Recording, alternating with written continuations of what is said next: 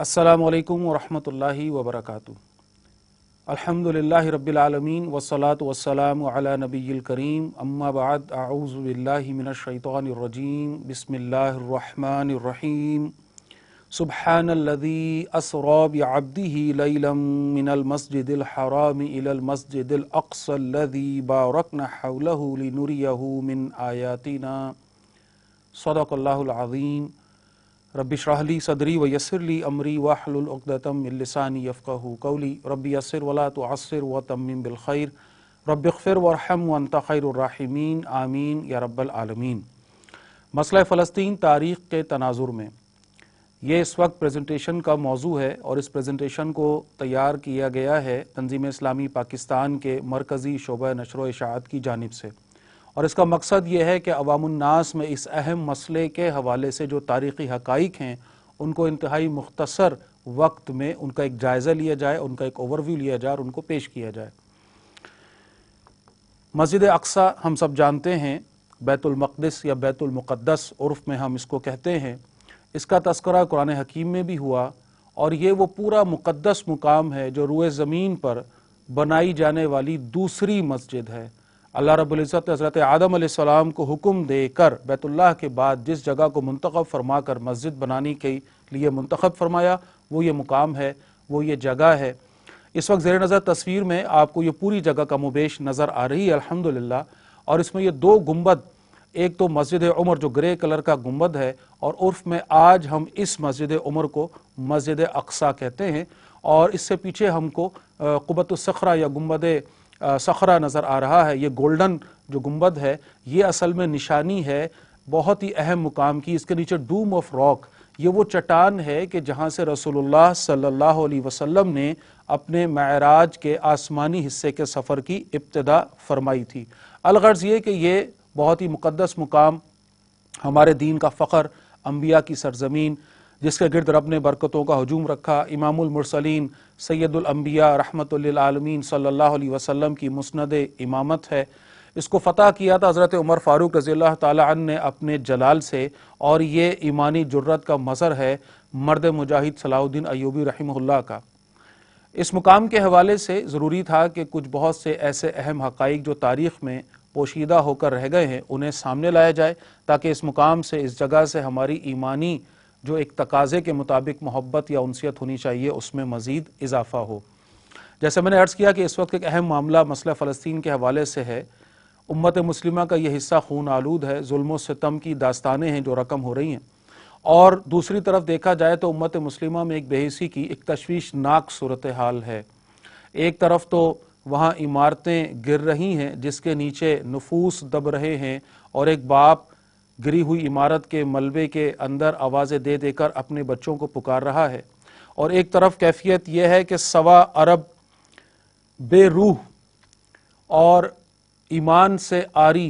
ये नफूस हैं जो अपने आप को मुसलमान कहते हैं, और इनकी भी गैरत की इमारत गोया गिर चुकी है, और पुकारने वाला पुकार पुकार कर इनके अंदर के ईमान को जगाने की कोशिश कर रहा है, लेकिन कोई आवाज़ तक सुनाई नहीं देती। मसले से नावाक़फ़ियत और बैतुल मक़दिस से कल्बी ताल्लुक़ में जो कमी है, यही वो एक अहम मामला है जिसको दरपेश रखते हुए इंशाअल्लाह इस प्रेजेंटेशन की ज़रूरत महसूस हुई। इस वक्त गज़ा में जो सूरत हाल है, अगर उसका सिर्फ एक जायज़ा लिया जाए, ये सितंबर 2024 तक के फ़िगर्स हैं। हो सकता है जिस वक्त आप ये प्रेजेंटेशन देख रहे हों उस वक्त तक इन फ़िगर्स में कई ज़्यादा इजाफा हो चुका हो, जिस हिसाब से या जिस तादाद में रोज़ाना ये जो फ़िगर है ये बढ़ता चला जा रहा है। इस वक्त तक यानी 30 सितंबर 2024 तक 40,000 से ज़्यादा मुसलमान भाई बहन, बच्चे, औरतें, और जिनमें ज़ईफ़ भी शामिल हैं, बीमार भी शामिल हैं, उनको शहीद किया जा चुका है। 1 लाख से तकरीबन ज़्यादा या करीब ऐसे अफराद हैं जो शदीद ज़ख्मी हालत में हैं। इसी तरह कई लाख हैं जो बेघर हो चुके हैं। कितने ही हैं कि जो इस वक्त अपने दोस्तों से, यारों से, अपनों से बिछड़ कर एक इंतहाई सख्त ज़िंदगी जो है वो गुजार रहे हैं। 80% जो कमर्शियल फैसिलिटीज़ हैं डैमेज की जा चुकी हैं। 60% से ज़्यादा इस वक्त रिहायशी जो इमारतें हैं गज़ा में रहने वालों के, उनके घर हैं, उनको मसमार किया जा चुका है। 65% तकरीबन जो क्रॉपलैंड ज़रख़ेज़ ज़मीन है वो तबाह हो चुकी है। इसी तरह جو ہسپتال ہیں جن کی تعداد کم و بیش 36 رہی غزہ میں، اس میں سے تقریباً سارے ہی اسپتال تباہ ہونے کے بعد محض 17 رہ گئے ہیں، جہاں بہت ہی نومنل، بہت بنیادی سہولتوں کے ساتھ بہرحال اس وقت کچھ نہ کچھ معاملہ چل رہا ہے جو کہ نہ ہونے کے برابر ہے۔ 85% اسکولوں کو تباہ کیا جا چکا ہے۔ یہ ہے ظلم و ستم کی ایک انتہائی یعنی سامنے رکھی جانے والی شکل۔ اس کے اندر مزید ڈیٹیلز ہیں، مزید تفصیلات ہیں۔ یہ جتنے یہاں پر ہمارے بھائی بہن رہتے ہیں مسلمان نہتے مظلوم، ان میں سے 47% بچے ہیں۔ الحمدللہ یہ اس حوالے سے زرخیز زمین ہے، یہاں بچوں کی تعداد زیادہ ہے، اور یہی وہ عزم ہے ان طاغوت کے سرکردہ لوگوں کا کہ وہ ان بچوں کو بھی کوئی رحم کرنے کو ان کے اوپر تیار نہیں ہو رہے ہیں۔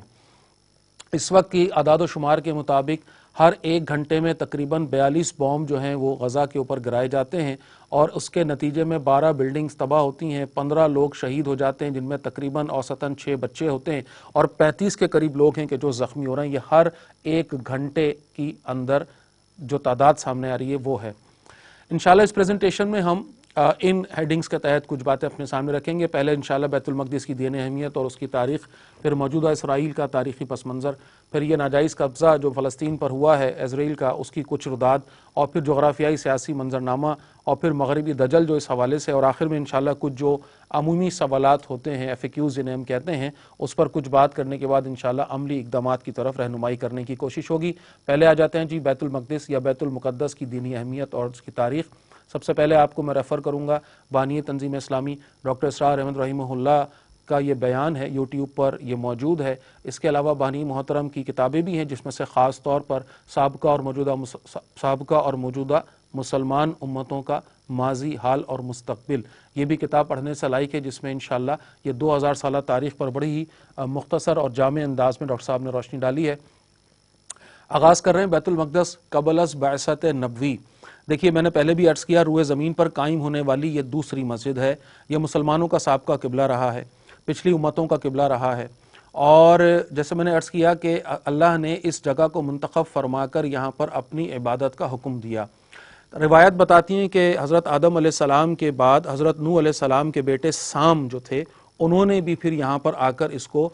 ریکنسٹرکٹ کیا تھا، اس کی تعمیر کی، اور یہاں پر معبد خانہ بنا کر اللہ کی عبادت کا سلسلہ یہاں جاری فرمایا۔ اینٹی سیمس تھیوری کے نام سے ایک پوری تفصیل ملتی ہے، جس میں یہ لوگ کلیم کرنے کی کوشش کرتے ہیں کہ یہ جگہ ان کی ہے اور انہوں نے اس کو اوریجنیٹ کیا، یعنی میں یہود کی طرف اشارہ کر رہا ہوں۔ بہرحال باقاعدہ تاریخ میں اگر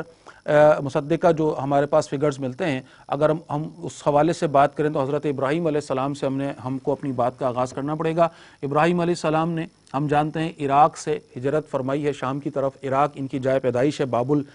ہم سب جانتے ہیں، تفصیلات میں اس وقت جانے کا موقع نہیں ہے۔ ابراہیم علیہ السلام کا زمانہ یہ تقریباً 2000 سال قبل مسیح کا ہے، اور 175 سال کی عمر تقریباً پائی حضرت ابراہیم علیہ السلام نے،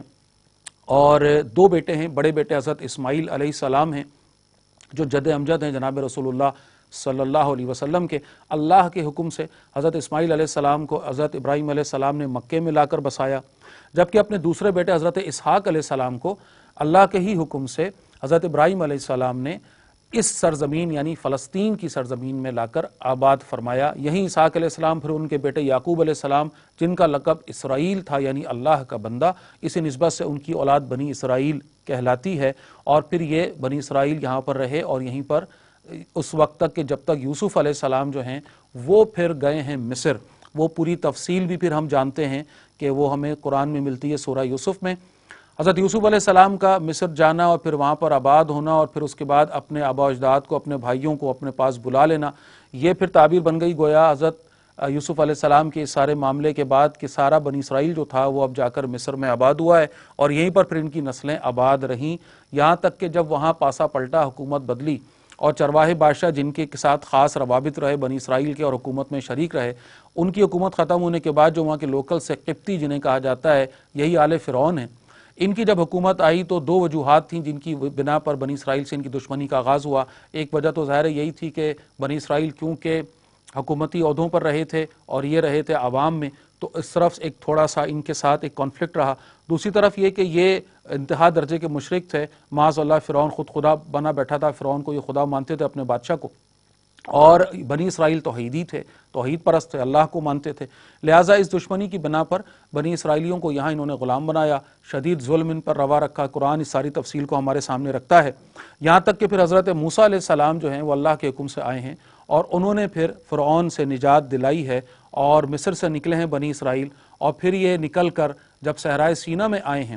اور اپنے اصل گھر، اصل مقام یعنی فلسطین کے سرحد پر پہنچے ہیں، اب اس کے بعد اللہ کی سنت کے عین مطابق حکم آیا کہ اب آپ نے جہاد کرنا ہے، کیونکہ یہ اللہ کی خاص سنت ہے اور اللہ نے جہاں تک مدد کرنی تھی معجزے کے ذریعے مدد فرمائی۔ اب اس کے بعد جب یہ یہاں پہنچے تو ان کو حکم ہوا کہ اب تلواریں نکالو اور جہاد کرتے ہوئے مشرکوں کو، اللہ کے دشمنوں کو وہاں سے دربدر کرو اور وہاں پر اللہ کا دین نافذ کرو۔ انہوں نے جہاد سے انکار کیا، قرآن تفصیل ہمارے سامنے رکھتا ہے، وہ ڈائلاگ بھی ان کا ہمارے سامنے قرآن میں اللہ سبحانہ و تعالیٰ نے رکھا ہے کہ حضرت موسیٰ علیہ السلام سے انہوں نے کہا کہ آپ اور آپ کا خدا جائیے اور جہاد کیجیے، جنگ کیجیے، ہم تو یہاں بیٹھے ہیں۔ بہرحال اس انکار پر اللہ کا غضب ان پر نازل ہوا، یہ سرائے سینہ میں بھٹکتے رہے، اسی دوران حضرت موسیٰ علیہ السلام کا انتقال ہو گیا، اور اس کے بعد ایک نئی نسل ہے جو یہاں صحرا میں اب پیدا ہو کر پروان چڑھی ہے، اور پھر حضرت موسیٰ علیہ السلام کے جانشین یوشع بن نون جن کا نام آتا ہے، ان کی سربراہی میں پھر بہرحال انہوں نے جہاد کیا، فلسطین پر اللہ نے ان کو فتح عطا فرمائی، لیکن بجائے اس کے کہ یہ وہاں پر اپنا ایک وطن قائم، ایک ریاست قائم کر کے اللہ کا دین نافذ کرتے، یہ قبائلی وہاں پر جو تفرقہ تھا اسی میں پڑے رہے اور انتہائی کمزور سے کمزور ہوتے گئے، یہاں تک کہ مشرکوں نے دوبارہ ان پر حملہ کیا اور ایک دفعہ پھر ان کو تتر بتر کر دیا۔ یہ وہ زمانہ ہے پھر اس میں جب یہ در بدر رہے ہیں، وطن بدر رہے ہیں، بہت برے حالات میں رہے ہیں، اللہ کی طرف سے خاص معاملہ ہوا اور انہوں نے اپنے نبی کے ذریعے جب دعا کی ہے اللہ سے، تو اللہ کی طرف سے پھر تعیناتی ہوئی حضرت طالوت کی، اور ان کی سربراہی میں پھر انہوں نے اٹیک کیا ہے، حملہ کیا ہے، اور مشرکوں کا جو سربراہ تھا جالود، اس کو مارا ہے حضرت داؤد علیہ السلام نے۔ حضرت داؤد علیہ السلام جو حضرت طالوت کے پھر داماد بنے ہیں، اللہ کی طرف سے پھر نبوت کے عہدے پر ان کو فائز کیا گیا۔ یہ ہے دور عروج بنی اسرائیل کا۔ طالوت کے بعد حضرت داؤد علیہ السلام اور پھر ان کے بیٹے حضرت سلیمان علیہ السلام کو ایک بے انتہا عظیم سلطنت جو ہے وہ اللہ کی طرف سے عطا ہوئی ہے، اور یہ بڑا زبردست عروج کا دور بنی اسرائیل کے تاریخ میں ہمیں ملتا ہے۔ یہی وہ وقت ہے حضرت داؤد علیہ السلام نے ہیکل سلیمانی جس کو بعد میں کہا، اس کی تعمیر کا آغاز فرمایا، لیکن پھر فائنلی حضرت سلیمان علیہ السلام نے اس ہیکل کو مکمل کیا اور ایک بہت زبردست عظیم الشان عمارت جو ہے یہاں پر قائم کی، جس کو ہیکل سلیمانی یا فرسٹ ٹیمپل تاریخ میں کہا جاتا ہے۔ یہ محور رہا، مرکز رہا بنی اسرائیل کی عبادت کا۔ بہرحال حضرت سلیمان علیہ السلام کے انتقال کے بعد ان کے دو بیٹوں میں آپس میں تفرقہ ہوا، سلطنت دوبارہ کمزور ہوئی، ایک سلطنت تو بہت جلدی گر گئی، اور دوسری سلطنت کا معاملہ یہ ہوا کہ کچھ ہی عرصے کے بعد اس کی کمزوری کی وجہ سے بخت نصر یا نبوکت نظر جس کو تاریخ میں کہا جاتا ہے، اس نے، یہ عراق کا بادشاہ ہوا کرتا تھا، اس نے حملہ کیا ہے اور اس کے بعد پھر یروشلم کو اس نے تباہ کیا اور بنی اسرائیل کو یہاں سے کئیوں کو مارا، کئی لاکھ کو، اور کئی لاکھ کو وہ قیدی بنا کر اپنے ساتھ لے گیا۔ اس کے بعد ترتیب میں جو تذکرہ آتا ہے، قرآن بھی تذکرہ فرماتا ہے حضرت ذوالقرنین کا۔ یہ ایران کے بادشاہ ہیں اور یہ بڑے طاقتور بادشاہ تھے۔ انہوں نے عراق پر جب حملہ کیا ہے، اور عراق پر حملہ کرنے کے بعد سائرس نام آتا ہے ان کا تاریخ میں، انہوں نے پھر گویا کہ بنی اسرائیلیوں کی مدد کی ہے، اور عراق کے زوال کے بعد بنی اسرائیل دوبارہ اب واپس اپنے گھر یعنی فلسطین کی طرف پلٹے ہیں، اور یہی زمانہ حضرت عزیر علیہ السلام کا ہے جو اس دوران میں ان کی جو روحانی تربیت ہے وہ کرتے رہے اور ان کو دوبارہ سے ان کی ایمانی ان کو جلا دی ہے اور دوبارہ اپنے پیروں پر کھڑا کیا۔ یہ وہ دور ہے جس کو ہم دوسرا عروج کہہ سکتے ہیں۔ دوسرے ہیکل کی تعمیر اس دور میں کی گئی ہے، سیکنڈ ٹیمپل تاریخ میں جس کو کہا جاتا ہے۔ دوبارہ سے ان کا یہ دور عروج چلا، یہاں تک کہ پھر رومیوں کے ساتھ ان کی جھڑپیں یا جنگیں جو ہیں ان کا آغاز ہوا، اور پیچھے وجہ وہی تھی آپس کی چپکلش، اور خاص طور پر یہود کے جو علماء تھے ان کی شریعت میں تبدیلی کا معاملہ، اور معاذ اللہ خود خدا بن کر لوگوں پر حکمرانی کرنے کا ان کا جو نشہ تھا، اس کو اس درجے اس قوم کو لے آیا کہ یہ پھر ایک دفعہ پھر زوال کی طرف گئے ہیں۔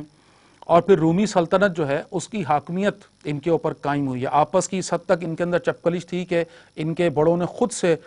رومیوں کو بلا کر جو ہے وہ اپنے اوپر قبضہ دیا ہے، اور اس کے بعد ایک بہرحال اپنے معاملات کو وہاں فلسطین میں چلاتے رہے۔ سلطنت جو ہے وہ رومیوں کی رہی۔ اسی دوران حضرت عیسیٰ علیہ السلام جو ہے ان کی پیدائش کا معاملہ ہوا ہے اسی سارے ترتیب میں، اور اس کے بعد وہ تفصیل بھی قرآن ہمارے سامنے رکھتا ہے کہ کس طرح سے عیسیٰ علیہ السلام نے جب خاص طور پر یہود کے علماء کو ان کو آئینہ دکھایا ہے، ان کی غلطیاں ان کو بتائی ہیں، تو یہ آپ کے دشمن ہوئے ہیں، پھر اس کے بعد آپ کی تکذیب کی ہے، آپ کے ساتھ شرمناک برتاؤ کیا ہے، اور معاذ اللہ آپ کو قتل کرنے کی ناکام کوشش کی ہے۔ یہی وہ ساری ترتیب ہے جس کی باعث یہ قوم، یعنی جس کو آج ہم یہود کہتے ہیں، یہ اللہ کی ملعون قوم ہے، اللہ کی طرف سے دھتکاری ہوئی قوم ہے اور مغضوبی علیہم قوم ہے، ذلت و مسکنت کی پھٹکار ہے جو ان کے اوپر نازل ہوئی۔ یہ حضرت عیسیٰ علیہ السلام کو اپنے تئیں جب انہوں نے سولی پر لٹکایا ہے، اور اس کے بعد حضرت عیسیٰ علیہ السلام کو ہم سب جانتے ہیں کہ ان تو اپنے ارادوں میں ناکام ہوئے اور عیسیٰ علیہ السلام کا رفع آسمانی ہوا، انہوں نے اپنے عہد کو توڑا، بدعمالیاں کی، جس کی وجہ سے جو منصب تھا ان کے پاس، امت کے منصب پر فائز جو تھے، وہاں سے ان کی معزولی ہوئی اور محبوبیت سے مبغوضیت کے مرتبے پر پہنچ گئے۔ عیسیٰ علیہ السلام کے رفع آسمانی کے بعد تقریباً 70 سال کا گیپ ہے، جس میں پھر انہوں نے رومی سلطنت کے خلاف کچھ بغاوت کا معاملہ کیا، جس پر پھر رومی جنرل ہے ٹائٹس جس کا نام آتا ہے، یہ 70 عیسوی کی تقریباً بات ہے، اس نے پھر اٹیک کیا ہے یہاں پر یروشلم پر، اور ایک دفعہ پھر ہیکل جو ان کا ہے اس کو گرا دیا گیا، تباہ کر دیا گیا، اور 2 اینٹیں تک سلامت نہ رہنے دی گئیں۔ کئی لاکھ یہودی جو ہیں اس ایک دن کے اندر جو ہے وہ اس جنرل نے قتل کیے ہیں، اور پھر کئی لاکھ ہیں کہ جن کو یہاں سے دربدر کیا گیا، وطن بدر کیا گیا، اور یہاں سے نکل کر یہ بڑی قسم پرسی کی حالت میں مختلف دنیا کے علاقوں میں بکھر گئے۔ یہ ان کا انتہا درجے کا زوال کا دور ہے، بہت ہی زیادہ بدترین ان کی مشکل کا دور ہے، اور دنیا بھر میں دھتکارے جاتے تھے، اپنے سازشی ذہن کی وجہ سے لوگ ان کو قبول نہیں کرتے تھے۔ یہ ساری ترتیب بہرحال ہمیں کتابوں میں تفصیل کے ساتھ ملتی ہے۔ پھر اگر آ جائیے اس سے بعد جو میجر ایک بڑا ایونٹ ہوا ہے وہ یہ ہے کہ یہ ایک نام آتا ہے قسطنطین اعظم کا، 312 عیسوی، تقریباً یہ 300 سال بعد، یعنی عیسیٰ علیہ السلام کے، اس نے پھر عیسائیت قبول کر لی ہے، اور کیونکہ یہ بادشاہ تھا روم کا اور سلطنت پوری کی پوری ظاہر ہے اس کے ہاتھ میں تھی، تو پوری سلطنت پھر یہ میجر چینج آیا ہے تاریخ میں، انسانی تاریخ میں، کہ یہ پوری سلطنت نے عیسائیت قبول کی ہے۔ اب اس کے بعد لاجیکلی یہ جو جگہ ہے، یہ مقام ہے یروشلم، یہ اب آ گیا ہے عیسائیوں کے پاس، عیسائی اس پر قابض ہیں، اس پر ان کی حکومت ہے، اور بہرحال یہ ترتیب چلتی رہی،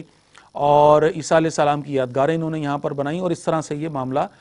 چلتے چلتے بالآخر اب پہنچتا ہے رسول اللہ صلی اللہ علیہ وسلم کی بعثت کا معاملہ ہوا ہے، اور اس کے بعد حضرت عمر فاروق رضی اللہ تعالی عنہ نے پھر عیسائیوں سے اس جگہ کو لے کر کے یہاں پر اسلام کا جھنڈا جو ہے وہ نافذ کیا ہے۔ اچھا جی،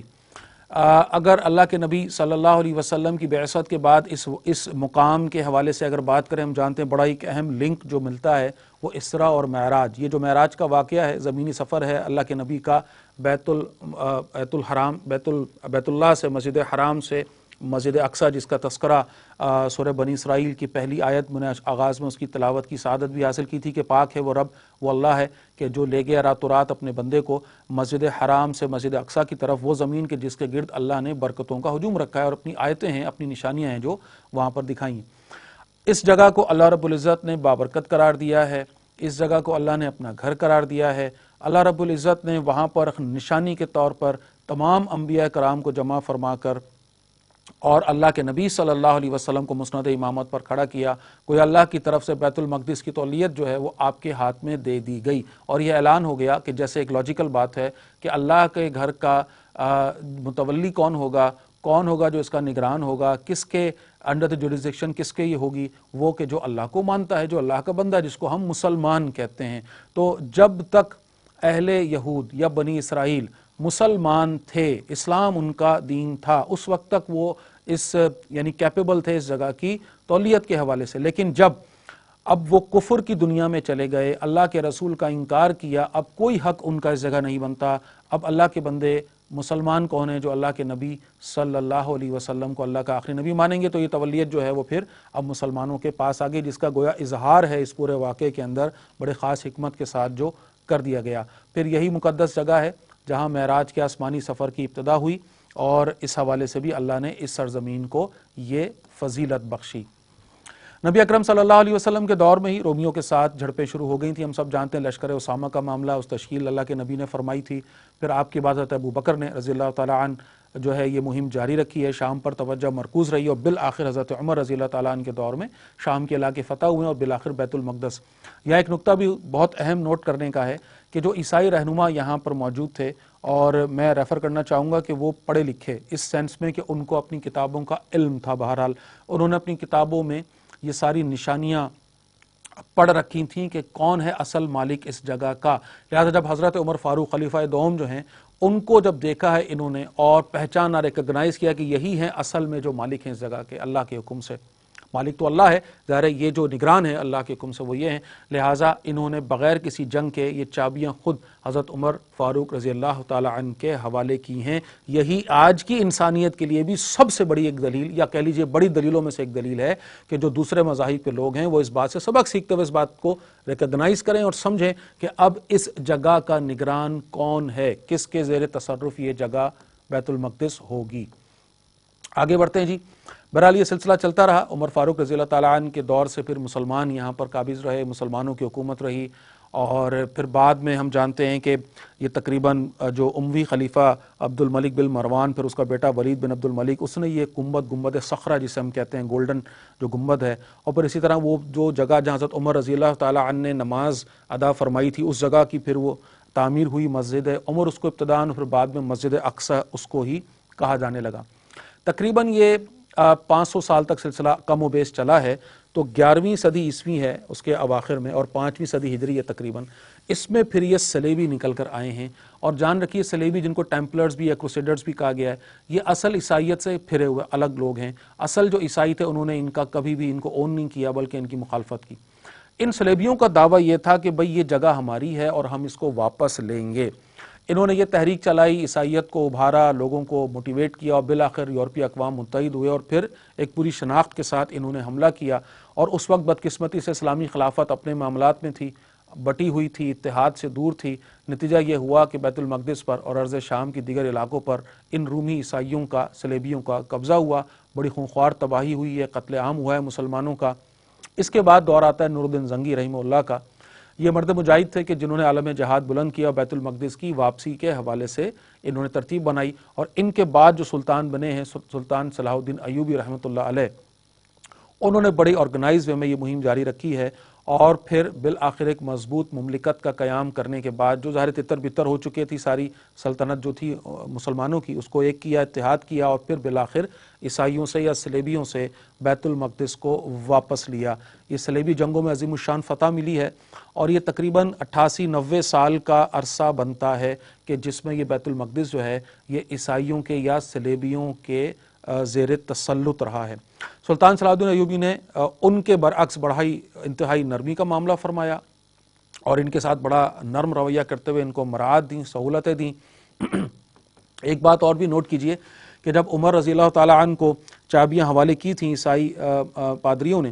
تو انہوں نے معاہدہ کرتے وقت یہ شک یا یہ شرط رکھی تھی کہ یہود کا داخلہ کسی صورت بھی یہاں پر آپ الاؤ نہیں کریں گے۔ حضرت عمر فاروق رضی اللہ تعالیٰ عنہ نے اس شرط کو جزوی طور پہ قبول فرمایا تھا۔ آپ نے کہا کہ بھئی یہ ایک انسان کا حق ہے کہ وہ جہاں چاہ کر اپنی عبادت کرنا چاہے کرے، تو ان کو صرف عبادت کی غرض سے آنے کی اجازت دی گئی، البتہ ان کو وہاں پر کوئی بھی طرح کی زمین خریدنے یا بسنے یا آباد ہونے پر پابندی لگائی گئی۔ یہ عیسائیوں کے دور سے نسبتاً قدر نرم رویہ تھا۔ عیسائیوں کے دور میں تو یہودی قریب تک بھی پھٹک نہ سکتا تھا بیت المقدس کے۔ بہرحال اس کے بعد خلافت عثمانیہ کا دور آتا ہے، اور اس کے بعد ہم جانتے ہیں کہ بیت المقدس مسلمانوں کے پاس رہا، بڑے امن و سکون کے ساتھ، رواداری کے ساتھ ترتیب چلتی رہی۔ تینوں بڑے مذاہب جو بھی ہیں ان کے جو لوگ ہیں وہ آتے رہے، اپنے اپنے حساب سے عبادت یہاں کرتے رہے۔ اب تھوڑا سا بیت المقدس یہ جو بلاد شام ہے اس کے فضائل کی اگر بات کریں، ہم جانتے ہیں کہ یہ انبیاء کی سرزمین ہے، 1000 سے زیادہ انبیاء ہیں جو یہاں پر مدفون ہیں۔ پہلے بھی میں نے عرض کیا کہ مسجد اقصی جو ہے یہ کعبۃ اللہ کے بعد دوسری مسجد ہے، مقدس اور بابرکت زمین ہے، ارض المقدسہ اس کو کہا گیا، الذی بارکنا حولہ، اللہ نے اس کو ریفر کیا، الارض التی بارکنا فیہا کہا گیا۔ پھر یہ قبلہ سابقہ قبلہ رہا مسلمانوں کا، اور یہاں تک کہ ہجرت کے بعد بھی تقریباً کوئی 16 مہینے بتائے جاتے ہیں کہ مسلمان جو ہیں وہ یہیں مسجد اقصی کی طرف یا بیت المقدس کی طرف ہی رخ کر کے نماز پڑھتے رہے، اور پھر بالآخر تحویل قبلہ کا معاملہ ہوا، اور پھر بیت اللہ کی طرف واپس موڑ دیا گیا جو اصل قبلہ ہے مسلمانوں کا۔ یہاں پر ایک اور اہم بات بھی جس کو یہاں آپ کی اسکرین پر بھی پوائنٹ نظر آ رہا ہے کہ اللہ کے نبی صلی اللہ علیہ وسلم کی ایک حدیث کے مطابق 3 مساجد ہیں کہ جن کی طرف سفر کی ترغیب اللہ کے نبی نے دلائی ہے، جس کی زیارت کے حوالے سے اجر کا معاملہ یا وعدہ کیا گیا ہے۔ اس میں مسجد حرام ہے، مسجد نبوی ہے، اور اس ترتیب میں تیسرے نمبر پر پھر یہ مسجد اقصی ہے۔ پھر مختلف احادیث میں اللہ کے نبی صلی اللہ علیہ وسلم نے اس جگہ اور اس جگہ کے رہنے والوں کی فضیلت کا بیان فرمایا ہے۔ مثال کے طور پر شام والوں کے لیے خوشخبری اللہ کے نبی صلی اللہ علیہ وسلم نے اپنی احادیث مبارکہ میں دی ہے۔ اسی طرح حق پر قائم رہنے والی جماعت اس جگہ پر ہوگی، یہ اللہ کے نبی نے بشارت دی ہے۔ پھر آخری زمانے میں جہاد کا مرکز یہی جگہ ہوگی، یہ اللہ کے نبی نے بشارت دی ہے۔ پھر اسی طرح حضرت عیسیٰ علیہ السلام کا جو نزول ہوگا، جب واپسی ہوگی دنیا میں خاص اللہ کے اذن اور حکمت کے تحت، اور پھر وہ لیڈ کریں گے دجال سے جو جنگ ہے اس کے اندر مسلمانوں کو، تو ان کا جو مقام نزول ہے وہ بھی روایات کے مطابق یہ ہوگا۔ پھر اسی طرح ایک روایت میں یہ بات بھی آتی ہے کہ قیامت کے دن جو ارض محشر ہے، محشر کی جو عدالت ہے، وہ سرزمین وہ بھی گویا یہی ہوگی، واللہ اعلم۔ مزید آگے بڑھتے ہیں۔ اس مبارک اور بابرکت جگہ آج جن پر صہیونی قابض ہیں، اب یہ ہے اس پوری یعنی ترتیب میں ایک اگلا دوسرا رخ۔ دنیا بھر سے صہیونی آباد کاروں کو لا کر اور فلسطینیوں کی بستیوں کو مسمار کر کے اپنی سیٹلمنٹس بنانے کا سلسلہ جو شروع ہوا کم و بیش 1905 میں باقاعدہ، اور آج تک یہ سلسلہ جاری ہے، یہاں تک کہ درمیان میں ہم جانتے ہیں 1948 میں یہ ناپاک وجود اسرائیل کا جو ہے یہ سامنے لایا گیا، اور 3500 فلسطین بستیاں، گاؤں اور قصبے جو ہیں وہ صفایا جو ہیں وہ کیے جا چکے اب تک۔ تھوڑا سا ایک اوور ویو لے لیتے ہیں یہود کے حوالے سے بھی، یہ ذہن میں رکھیے گا جب ہم یہود کہتے ہیں تو ضروری نہیں ہے کہ ہر یہودی صہیونی ہو۔ یہود ظاہر سی بات ہے ایک آسمانی مذہب کی جو بھی باقیات ہیں ان کا ایک تسلسل ہے، اور موسیٰ علیہ السلام پر ایمان رکھنے والے یہ لوگ ہیں، اور بائی ڈیفینیشن تو یہ کافر ہیں کیونکہ انہوں نے اللہ کے نبی صلی اللہ علیہ وسلم پر ایمان لانے سے انکار کیا۔ بہرحال ان کی اگر ٹائپس کی بات کریں تو عقیدے کی بنیاد پر بھی ان میں 4 شدت کے اعتبار سے لوگ ملتے ہیں۔ کچھ آرتھوڈاکس ہیں جن کو ہیریڈم کہتے ہیں، کچھ ریلیجیس ہیں مذہبی حوالے سے ان کو ڈیٹریم کہتے ہیں، پھر کچھ ٹریڈیشنلسٹ ہیں روایت پسند ان کو مسارٹم کہتے ہیں، اور کچھ وہ ہیں جو سیکولر ہو چکے ہیں ہیلونم، اور وہ پھر ان تمام مذہبی قیود و ضوابط سے اپنے آپ کو فارغ کر کے دنیا کے حوالے سے اپنے آپ کو مصروف کر چکے۔ نسل کی بنیاد پر بھی ان کو تقسیم کیا جاتا ہے، کافی تقسیم ہیں، یہاں صرف 4 جو میجر ان کی ان کا تذکرہ یہاں پر ہے، جیسے سفارڈک جو ہیں یہ اسپین اور پورٹگل کے جو رہنے والے لوگ تھے جو یہودی تھے، پھر اسی طرح جو مزراحی ہیں یورپین ایسٹ یورپ وغیرہ سے جو آئے تھے، ایتھوپین جیوز ہیں ایتھوپیا سے جن کا تعلق رہا، اسی طرح اشکنازکس ہیں، یہ بھی وہ لوگ ہیں کہ جن کا تعلق رہا ہے یورپ کے کچھ علاقوں سے، اور پھر یہ افریقہ وغیرہ کے کچھ علاقوں سے، اور پھر یہ آ کر کے آباد ہوئے ہیں یہاں پر اس جگہ۔ پوری دنیا سے یہودیوں کو صہیونیت کے نام پر بلایا گیا اور یہاں پر آباد کیا گیا۔ اب ایک اور اہم نقطہ سمجھ لیتے ہیں، امت مسلمہ کا بیت المقدس پر جو حق ہے اس کی کیا وجہ ہے۔ دیکھیے دارالاسلام کیا ہوتا ہے، جہاں پر اسلام نافذ ہو جائے، شرعی طور پر مسلمانوں کا فتح کیا ہوا کوئی بھی علاقہ دارالاسلام بن جاتا ہے، اور اگر وہ ہاتھ سے نکل جائے اور وہ مفتوح ہو جائے غیر قوم کے ہاتھوں تو اب اس کی بازیابی مسلمانوں پر، مسلمان امت پر لازم ہوتی ہے۔ پھر جب بات کریں بیت المقدس کی تو اس کا تو مقام بہت ہی زیادہ خاص ہے، اور یہ فضائل پیچھے بھی ہم تذکرہ کرتے ہوئے آ رہے ہیں، لہٰذا یعنی ایک تو عام جگہ کی بات ہو گئی، پھر یہاں ہم بات کر رہے ہیں کہ وہ جو فضائل ہیں اس جگہ کے، اس حوالے سے اس کی اہمیت و تقدس مزید بڑھ جاتا ہے، اور یہ انبیاء کی سرزمین ہے، اس کے وارث کون ہوں گے؟ جو انبیاء پر ایمان لاتے ہیں۔ ہم جانتے ہیں کہ اس وقت تمام انبیاء پر ایمان لانے والی امت کون ہے؟ وہ امت ہے امت مسلمہ۔ الحمدللہ ہم ہر نبی ہر رسول پر ایمان رکھتے ہیں، اور یہی اس بات کی دلیل ہے کہ یہ جگہ جس کا تعلق انبیاء اکرام سے ہے، اس کے کون ہوں گے وارث؟ جو انبیاء پر ایمان رکھتے ہیں۔ آج اگر یہود یہ دعویٰ کریں تو ان کا یہ دعویٰ اس لیے جھوٹا ہے کہ اللہ کے انبیاء میں سے حضرت عیسیٰ علیہ السلام کا اور حضرت محمد مصطفیٰ صلی اللہ علیہ وسلم کا انہوں نے انکار کیا۔ اگر عیسائی یہ دعویٰ کریں ان کا دعویٰ جھوٹا ہے، کیونکہ انہوں نے نبی آخر الزماں حضرت محمد مصطفیٰ صلی اللہ علیہ وسلم کا انکار کیا۔ واحد امت مسلمہ اس وقت کون ہے جو اللہ کے نبی صلی اللہ علیہ وسلم کو اپنا نبی اپنا رسول مانتی ہے؟ لہٰذا وارث کون ٹھہرے گا اللہ کی طرف سے اس جگہ کا؟ جو تمام انبیاء پر ایمان لا کر مسلمان ہونے کی شرط کو، کم از کم کی شرط کو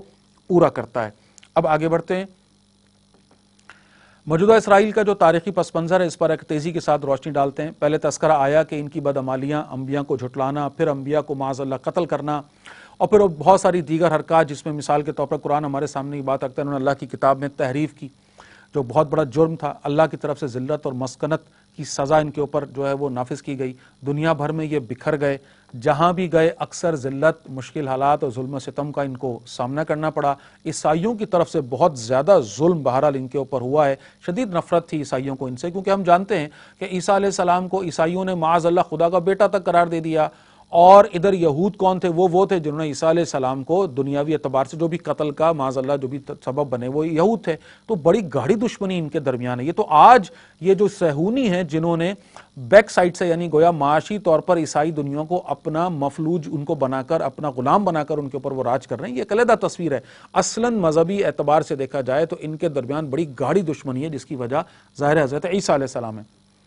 پھر بہرحال یہ کہ تاریخ اٹھا کر دیکھیں تو ان کو اگر کہیں امن ملا، عدل و انصاف ملا تو صرف اور صرف خلافت اسلامیہ کے تحت ہی ملا. ہر جگہ سے دھتکارنے اور رد کیے جانے کے بعد بہرحال کسی درجے میں اگر کوئی نرم گوشہ تھا جہاں پر ان کو عافیت ملتی تھی، جہاں ان کو پناہ ملتی تھی، کچھ درجہ ان کو عافیت میں اور آسانی ملتی تھی، وہ مسلمان حکمران ہی ہوتے تھے جنہوں نے ان کے ساتھ بہرحال رعایت کی ہے. پروگرامز کا لفظ یہ آتا ہے، یعنی جو قتل عام ہوا ہے، میسیکر ہوا ہے، ان کے ساتھ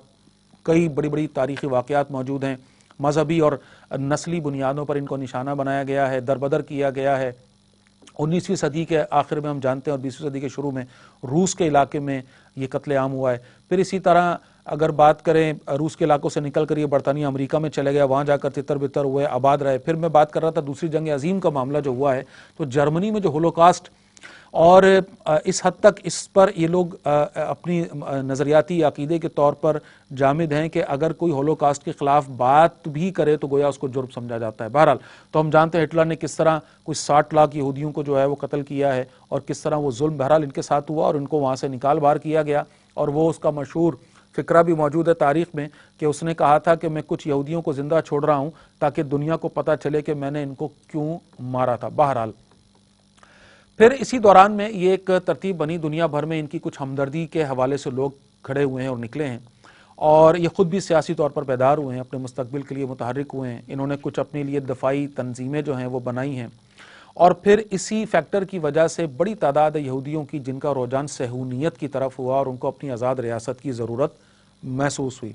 اور بہرحال انہوں نے اپنی جو بھی تاریخ تھی اس کی بنیاد پر اپنی ریاست کے لیے اپنے تئیں یہ سوچا کہ فلسطین کا وہ علاقہ ہونا چاہیے جہاں پر یہ اپنی ریاست قائم کریں گے. ذہن میں رکھیے کسی بھی نقطہ نظر سے، چاہے ہم بات کریں جغرافیائی لحاظ سے، نسلی اعتبار سے، مذہبی اعتبار سے، ان کا حق فلسطین پر نہیں بنتا. اس وقت جو فلسطین میں آباد مسلمان ہیں یہی وہ لوگ ہیں جو سینکڑوں سالوں سے جن کی نسلیں یہاں آباد ہیں، جو مسلمان ہوئے، اسلام قبول کیا اور اب وہ حقیقی وارث ہیں اس جگہ کے. لہٰذا کسی بھی طور پر اگر کوئی باہر سے آنے والا کہے کہ میں اس جگہ کا مالک ہوں تو اس کے اس دعوے میں کوئی سچائی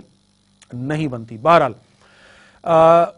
سلطنت عثمانیہ کے آخری دور میں سلطان عبدالحمید کے حوالے سے بھی یہ بات آتی ہے کہ انہوں نے بہت زیادہ کوشش کی ان کو اپنے دام میں لینے کی، ان کو لالچ دی. بہت برے حالات تھے ان دنوں اور سلطنت جو ہے وہ قرض میں جکڑی ہوئی تھی. انہوں نے اپنے میسنجرز بھیجے ہیں، اپنے جو بھی کہہ لیجئے کہ جو انویسٹرز تھے ان کے خاص طور پر. یا ایک نقطہ اور بھی ذہن میں رکھیے کہ انہوں نے جو بیک ڈور استعمال کیا بنیادی طور پر دنیا بھر میں قابض ہونے کا، وہ تھا بینکنگ کا نظام، سود کا نظام. اور اس سودی نظام کے ذریعے پوری دنیا کی معیشت کو انہوں نے جکڑا ہے. انہوں نے دولت اکٹھی کی ہے بڑے زبردست طریقے سے. انہوں نے دنیا بھر کے تمام ریسورسز کو اپنے مٹھی میں کرنے کے بعد اب پوری عیسائی دنیا پر یہ راج کرتے ہیں. اس کو اپنے بیک پر یہ کھڑا ہوا ان کو معلوم ہے کہ یہ موجود ہے. بہرحال یہ کہ یہ آئے ہیں سلطان عبدالحمید کے پاس، ان کو پیشکش کی، دولت ان کے پاس بے تحاشا تھی، اور کہا کہ ہمیں فلسطین میں زمین اگر دیں تو ہم آپ کا یہ سارا قرضہ اتار دیں گے. بڑا مشہور جواب ہے سلطان عبدالحمید کا. انہوں نے کہا کہ میں فلسطین کی 1 انچ زمین بھی نہیں بیچوں گا. فلسطین مسلمانوں کا آبائی وطن ہے اور میں اسے دنیا کے سونے کے عوض نہیں بیچ سکتا. یہودی اپنے لاکھوں اپنے پاس رکھیں. اگر سلطنت ٹوٹ گئی تو ہو سکتا ہے کہ یہودیوں کو یہ سب کچھ مفت میں حاصل ہو جائے، لیکن یہ ہوگا ہماری لاشوں پر. اس کے بعد صہیونیت کا جو یہ معاملہ ہے، زائنزم جس کو ہم انگلش میں کہتے ہیں، یہ ایک قومی تحریک بنتی چلی گئی. 19ویں صدی کے تقریباً آخر میں یہ لفظ، یہ ٹرمنالوجی ہمارے سامنے آئی ہے. 1885 کا تقریباً یہ دور ہے صہیونیت کی اصطلاح جو مشہور ہوتی چلی گئی. اور اس کے بعد زمینوں کے خرید کا معاملہ ہوا. فلسطین یہودی کالونائزیشن ایسوسی ایشن بنی، فلسطین لینڈ ڈیولپمنٹ کمپنی بنی، جوش نیشنل فنڈ جو کہ بنا. اور پھر انہوں نے یہ جو تھیوڈر ہرزل کا نام آتا ہے کہ جس نے جو بانی ہے صہیونیت کا، اور اس نے یہودیوں کو جمع کیا، موٹیویٹ کیا کہ ہم ایک ایسا وطن، ایسی ریاست بنائیں جہاں پر سارے یہودی آ کر آباد ہوں. اور یہ وہ لینڈ ہے، وہ زمین ہے جس کا وعدہ ہم سے اللہ نے کیا. اور یہ ریفر کرتے ہیں اس بات کو کہ ابراہیم علیہ السلام سے اللہ نے فرمایا کہ میں تمہاری اولاد کو دریائے نیل سے، نہر فرات سے دریائے نیل تک کا علاقہ دوں گا. تو اب ذہن رکھیے کہ بھائی یہ وعدہ تو اللہ پورا کر چکے، ابراہیم علیہ السلام کی اولاد میں حضرت اسماعیل علیہ السلام اور مسلمانوں کو اللہ تعالیٰ نے یہ ساری زمین عطا فرمائی، تو اب وہ وعدہ جو ہے وہ تو پورا ہو چکا، لیکن ان کے نظر میں کیونکہ معاذ اللہ یہ اللہ کے نبی صلی اللہ علیہ وسلم کو کسی گنتی میں نہیں لے رہے، اور بلکہ یوں کہنا چاہیے کہ جس بسایا کا وعدہ آگے ذکر آ رہا ہے جو ان سے تھا، وہ تو حضرت عیسیٰ علیہ السلام آ گئے تھے ان کی جو ہے وہ ان کو بچانے کے لیے دنیا کے معاملات میں، انہوں نے ان کا بھی انکار کیا، اور لہٰذا بہرحال یہ کہ یہ کفر کی دنیا میں چلے گئے۔ اب جو بہرحال میں عرض کر رہا تھا کہ تھیوڈل ہرزل نے پھر یہ تحریک شروع کی، اور پھر یہ ناجائز تحریک جو تھی جس کی کوئی بنیاد نہیں بنتی، اس کی حمایت کرنے والا صہیونی کہلایا۔ اور یہ بھی ایک بڑی حقیقت ہے کہ آج اس صہیونیت میں یہودیوں سے زیادہ عیسائی شامل ہیں، اور مغرب کے رہنے والے بڑی تعداد میں عیسائی ہیں جو کہ اصل میں اب اس صہیونیت کا سارا معاملہ لے کر آگے چل رہے ہیں۔ اور آگے بڑھتے ہیں جی، پہلی جنگ عظیم کا معاملہ ہوا 1914 سے 1918 تک، مہلک ترین ہم جانتے ہیں جنگ ہوئی ہے، یورپی اقوام کے درمیان لڑی گئی ہے، اور تقریباً 9 ملین تو صرف سپاہی ہیں جو قتل ہوئے، عوام الناس کی تعداد تو اس سے کہیں زیادہ ہے۔ اس میں جو یہ جنگ ہوئی ہے اس میں دو فریقین جو بنے، اس میں ایک طرف تو برطانیہ، روس، فرانس وغیرہ تھے، اور دوسری طرف جرمنی اور اس کے ساتھ کچھ ریاستیں تھیں، اور فتح ہوئی ہے برطانیہ والے فریق کو، لہٰذا دنیا کا نقشہ بدل گیا۔ یہیں پر جو بڑی حقیقت جو ہے وہ یہ کہ خلافت عثمانیہ نے بھی کیونکہ جرمنی والے فریق کا ساتھ دیا تھا، اس کی طرف ہو گئے تھے، لہٰذا ناکامی کی وجہ سے یہاں پر بھی جو ہے وہ جو ٹوٹ پھوٹ ہوئی ہے، پوری ریاست جو ہے، خلافت جو ہے وہ ختم ہوئی ہے، اس کا سقوط ہوا ہے، اور دسمبر 1917 میں یروشلم اور بیت المقدس جو ہے وہ مسلمانوں کے ہاتھ سے نکل کر عیسائی انگریزوں کے یعنی برطانیہ کے قبضے میں چلا گیا۔ یہاں پر ایک چھوٹا سا نقطہ اور بھی آپ کے سامنے رکھوں، انٹرنیشنل جیوز کے نام سے ایک کتاب ہے جو سر ہنری فورڈ جو ہے اس نے لکھی ہے، یہ بلکہ 1895 میں، 1920 میں اس کا ترجمہ وغیرہ بھی کیا گیا اور یہ بڑی مشہور ہوئی ہے۔ یہ جو بلکہ معاف کیجیے گا 1920 میں یہ کتاب سامنے آئی ہے، منظر عام پر آئی ہے۔ اس کتاب میں یہ لکھتے ہیں کہ پہلی جنگ عظیم کرانے میں تو یہودی یا صہیونی کامیاب ہو گئے، اب یہ ایک دوسری بڑی جنگ کی تیاری کر رہے ہیں جس کے بعد یہ اپنی ریاست کے قیام کا اعلان کریں گے۔ ذرا سوچئے کہ یہ کس طرح سے دنیا بھر کے لوگ ان کی سازشوں سے واقف تھے۔ یہ 1920 کی چھپی ہوئی کتاب ہے، اور اس کے بعد ہم جانتے ہیں کہ 1941 میں پھر دوسری جنگ عظیم کا معاملہ، اور 1948 میں پھر اسرائیل کے قیام کا اعلان ہوا ہے۔ خلافت عثمانیہ ختم ہو گئی، ٹکڑوں میں تقسیم ہو گئی، اور اس کے بیشتر علاقے انگریزوں کے قبضے میں چلے گئے۔ سائکس پیکو معاہدہ ہوا ہے، مشرق وسطیٰ کے علاقے یورپی اقوام نے آپس میں بانٹ لیے ہیں، فلسطین اور عراق کا علاقہ برطانوی اقتدار میں آ گیا، شام کا علاقہ فرانس کے پاس چلا گیا، بعد میں پھر لبنان کو جو الگ ملک بہرحال بنایا گیا، کچھ عرب علاقے الگ ملک بنا کر جو ہے وہ خلافت عثمانیہ کے خلاف غداری کروائی گئی ان سے، اور بطور انعام ان کو دیے گئے۔ یہ ساری تفصیلات تاریخ ہمارے سامنے، ایک تاریخ حصہ ہے ہماری تاریخ کا جو ہم جانتے ہیں۔ یہ اگر ہم بات کریں پورا دنیا عرب اس وقت ہمارے سامنے نقشے میں موجود ہے، اور یہ وہ جگہ ہے فلسطین جس کی اس وقت ہم جو ہے بات کر رہے ہیں، اور اس خطے کو جہاں پر کہ کبھی مسلمان آباد تھے اور مسلمانوں کی حکومت تھی، اور یہاں پر جن کے آبائی گھر تھے جو مسلمان تھے، جو یہاں کے اصل مالک ہیں، جو اصل یہاں کے وارث ہیں، ان کو آج سمیٹ کر کتنے مختصر ترین جگہوں پر جو ہے وہ نظر بند کر دیا گیا ہے، اور آج یہاں پر صہیونیت یا ابلیسیت یا شیطانیت جو ہے وہ ان صہیونیوں کی وجہ سے غالب ہے۔ اب آ جائیے موجودہ جو یہ اسرائیل ہے اس کا تاریخی پس منظر اگر ایک نظر ڈالیں تو اس میں جو بڑا اہم فیکٹر ملتا ہے وہ تو بالفور اعلامیہ جس کو ہم کہتے ہیں، بالفور ڈکلیریشن جس کو ہم کہتے ہیں۔ یہ بالفور ڈکلیریشن باقاعدہ آفیشلی سب سے پہلا ریکگنائزڈ کہہ لیجئے کہ اعلان ہے ان یہودیوں کے الگ ریاست کی حمایت کے حوالے سے۔ 1917 میں یہ ڈکلیریشن ہمارے سامنے آیا جس میں حاصل یہ ہوا کہ خود مختار یہودی ریاست قائم ہونا چاہیے۔ چلیں ٹھیک ہے، اب اس میں ایک نکتہ یہ ہے کہ بھئی آزاد ریاست جہاں چاہیں جا کر قائم کریں، برطانیہ کو ہمدردی تھی، آپ اپنی کوئی جگہ ان کو دیتے اور ان کی ریاست وہاں قائم کرتے، لیکن ظلم پر ظلم دیکھیے کہ اس جگہ کے لیے ان کو آفر بھی کی گئی، یہ نہیں مانے اور کہا کہ ہمیں تو فلسطین ہی چاہیے۔ بہرحال فلسطین پر قبضے سے پہلے برطانوی وزیر خارجہ اور سنو نمائندے کی بات چیت تفصیلات ملتی ہیں ہمیں تاریخ میں چلتی رہی، اور پھر پہلی جنگ عظیم میں برطانیہ کی مدد جو انہوں نے کی ہے،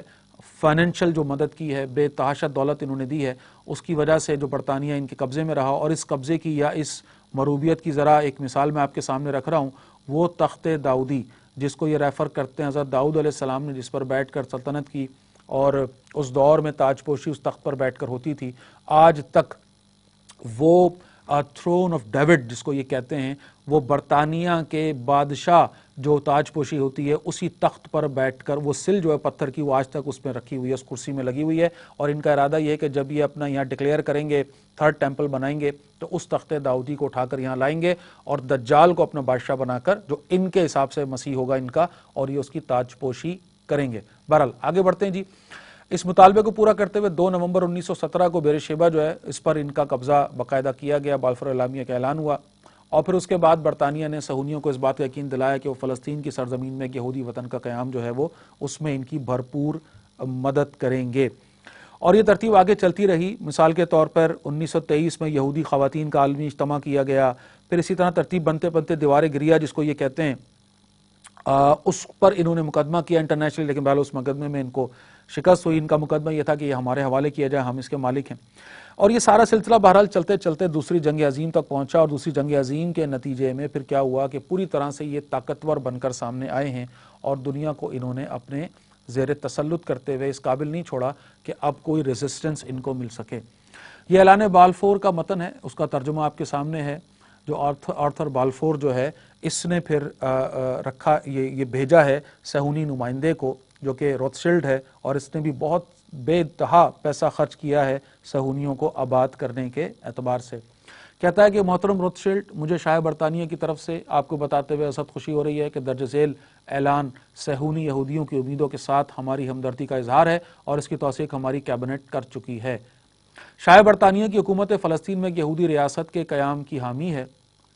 اور اس مقصد کو حاصل کرنے کے لیے اپنی ہر ممکن صلاحیت کو بروئے کار لائے گی، مگر اس بات کو مد نظر رکھا جائے کہ فلسطین کی موجودہ غیر یہودی آبادی یعنی مسلمان اور مسیحی کے شہری اور مذہبی حقوق یا دوسرے ممالک میں یہودیوں کی سیاسی حیثیت کو نقصان نہ پہنچے۔ میں بہت ممنون ہوں گا کہ اگر اس اعلان کو صہیونی فیڈریشن کے علم میں بھی لایا جائے۔ یہ وہ اوریجنل لیٹر ہے جس کی تصویر اس وقت آپ کے سامنے اسکرین پر موجود ہے۔ اب اس پریزنٹیشن کے اگلے حصے کی طرف آتے ہیں۔ یہ جو ناجائز قبضہ فلسطین پر ہوا اور اس کے بعد جو ظلم و ستم ہوا، اس کی اگر بات کریں تو 19ویں صدی کے اواخر میں، جیسے میں شروع سے عرض کر رہا ہوں کہ یہ صہیونیت سامنے آئی اور پھر پوری دنیا کو انہوں نے قبضے میں لیا، اور اس کے بعد انہوں نے کیونکہ سلطنت عثمانیہ کے دور میں ہی اس طرف رخ کرنا شروع کر دیا تھا اور آفرز دینی شروع کی تھی، بہرحال اس دور میں تو ان کو کامیابی نہیں ہوئی، لیکن اس کے بعد پہلے جنگ عظیم کے بعد کیونکہ سلطنت عثمانیہ ختم ہو گئی اور برطانوی قبضہ وہاں ہو گیا، تو ان کو آسانیاں دی گئیں، وہاں ان کو آباد کرایا گیا، زمینیں خرید کر ان کو دی گئیں، بڑے بڑے انویسٹرز میدان میں آئے جو نسبتاً غیر آباد علاقے تھے فلسطین کے، ان کو بڑے بڑے دام دے کر خریدا گیا، کئی ہزار ایکڑ خرید لیے گئے۔ جو فلسطینی جنہوں نے ریزسٹ کیا اپنی زمینیں ان کو بیچنے پر، ان کو قتل کیا گیا، ان کو دھمکیاں دی گئیں۔ بہرحال یہ ساری تفصیلات ہمیں ملتی ہیں، اور بالآخر ایک مناسب تعداد میں کہہ لیجئے کہ یہ یہودی آ کر اس جگہ پر آباد ہوئے ہیں، اور کیونکہ دنیا بھر کے اندر یہودیوں سے نفرت کا معاملہ بہت زیادہ رہا، خصوصاً جرمنی میں، تو وہاں سے کثیر تعداد میں یہودی آ کر پھر یہاں آباد ہونا شروع ہوئے، اور وہ تصویریں آج موجود ہیں تاریخ میں کہ جہاز کے جہاز بھر کر لٹے پٹے ہی آتے تھے، اور فلسطین کے مسلمان ان کو بہرحال ویلکم کہتے تھے، انسانی ہمدردی کی بنیاد پر۔ برطانوی قبضہ جب ہوا ہے 1918 میں، تو ان کی آبادی اس وقت محض 5.5 یا 6% تھی، اور 1947 تک پھر ان کی آبادی کا تناسب اس جگہ 33% ہو چکا تھا۔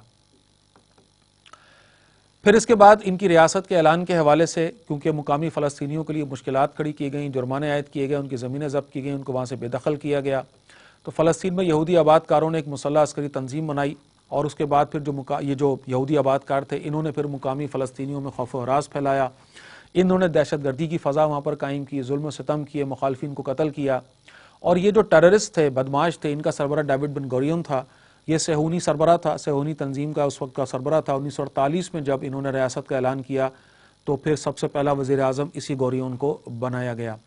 1947 میں یہ مسئلہ UN میں پیش ہوا، انہوں نے بھی جو یہودیوں کو جو ابھی تک صرف 6.5% زمینوں کے مالک تھے، ذہن میں رکھیے گا اکثر یہ سوال لوگ کرتے ہیں کہ بھائی انہوں نے زمینیں خریدی ہیں، تو بھائی زمینیں خریدنے پر کسی ریاست کو بنانے کا حق تو کسی کو نہیں ملتا۔ آج اگر پاکستان میں کوئی غیر پاکستانی آ کر زمین یا پلاٹ خرید کر آباد ہے تو کیا ہم اس کو ریاست بنانے کی اجازت دیں گے؟ یہ تو اللاجیکل بات ہے۔ تو انہوں نے بہرحال زمینیں خریدی، وہ بھی دھوکے سے، دھونس سے، دھمکی سے، دہشت گردی سے، اور محض 6.5% زمینوں کے یہ مالک تھے، اور اس کے بعد نتیجہ اس کا انہوں نے جو قرارداد پاس کی 55% علاقہ ریاست بنا کر ان کو دے دیا گیا۔ کتنا بڑا ظلم ہے،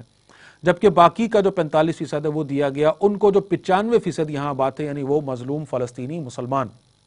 1948 میں یہ ناجائز اسرائیلی ریاست قائم کی گئی اور اس کے بعد تقریباً 78% حصہ جو ہے اس زمین کا وہ ان کے قبضے میں دے دیا گیا۔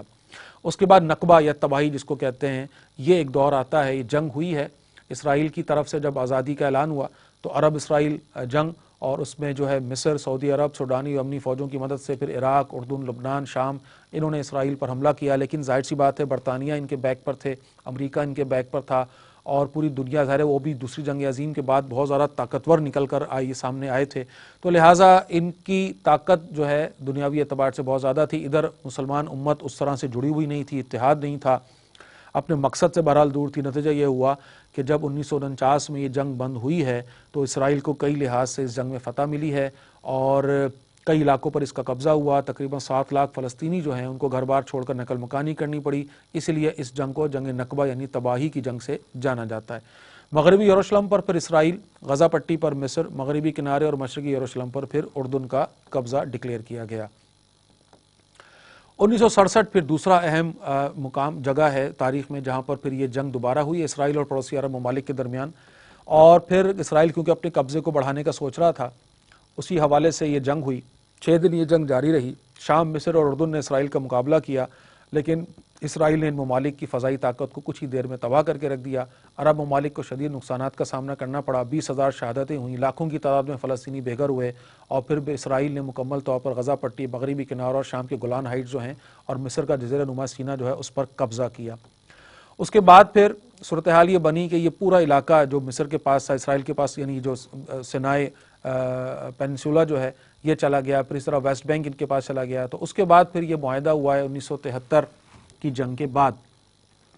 یہ 1973 کی جنگ گویا اس ساری ترتیب کی کہہ لیجئے کہ ترتیب میں اس وقت کے لحاظ سے آخری جنگ تھی۔ یہ یوم کپور کہلاتا ہے، یہ ان کا کوئی مذہبی عقیدہ ہے، کوئی خاص دن ہے جس کو یہ مناتے ہیں۔ اس دن یہ جنگ ہوئی، اس لیے تاریخ میں اس کو جنگ یوم کپور کہا جاتا ہے۔ اور کیونکہ پچھلی جنگ میں شکست ہوئی تھی اور کچھ علاقوں پر ان کا اسرائیل کا قبضہ ہو گیا تھا، تو مصر، شام اور اردن نے 1973 میں یہ حملہ کیا ہے، لیکن بدقسمتی سے اردن کے شاہ حسین نے غداری کی اور اسرائیل کو وقت سے پہلے خبردار کیا، جس کی وجہ سے وہ دفاع کرنے کے قابل رہا، اور ایک بار پھر مصر اور شام کو اپنی فضائی طاقت کی تباہی اور شکست کا سامنا کرنا پڑا۔ فائنلی 1978 میں کیمپ ڈیوڈ معاہدہ ہوا، اور پھر مصر میں انور سادات نے اسرائیل کو